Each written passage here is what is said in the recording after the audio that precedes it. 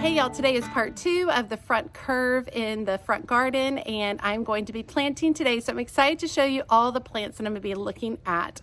So let's go ahead and get that started. As always, hit that subscribe button and that notification bell so you know when my latest videos are up.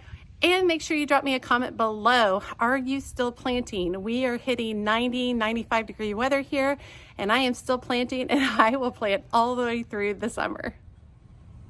Okay, so we're going to be working with a wide variety of plants today. We're going to be working with some of the proven winners, Sun Credibles. We're going to be working with the Saturn variety, 24 to 36 inches tall, and the yellow variety, 24 to 42 inches tall. These are going to be feature designs towards the back of that front curve. We are also going to be planting Plumbago, which is an annual in my area. It's kind of shrub-like, but it blooms all summer. These kind of pale periwinkle bluish tone flowers, and it's lovely.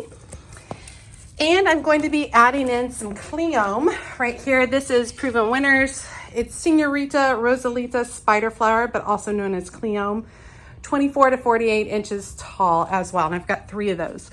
This purslane is for a different project. Excuse me. So let's go on over here.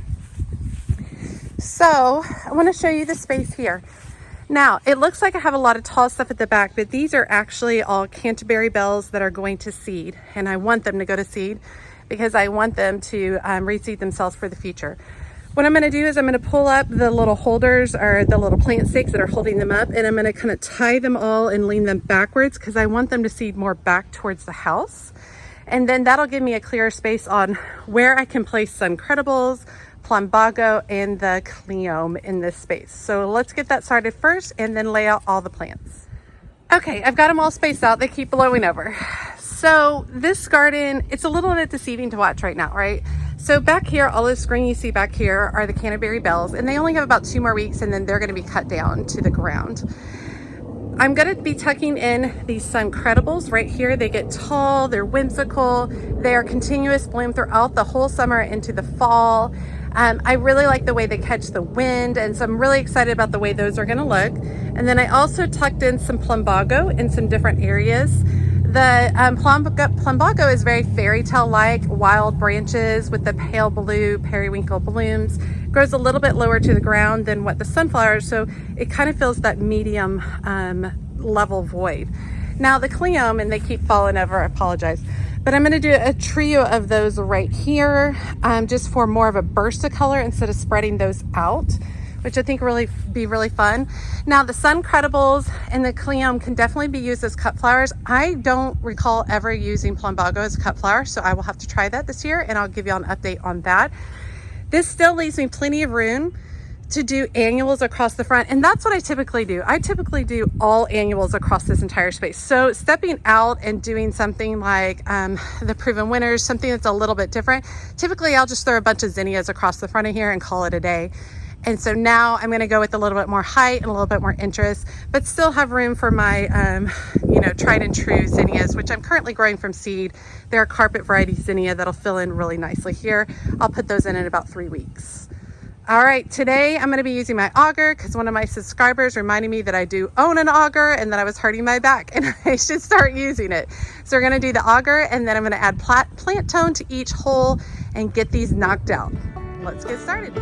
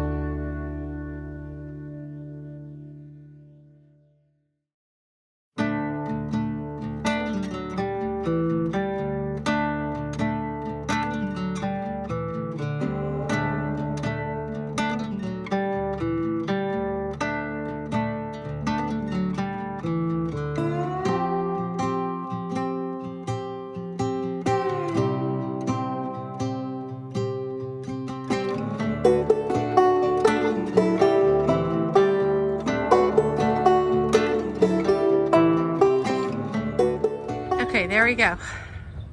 Now, in all honesty, it doesn't look like much yet, y'all.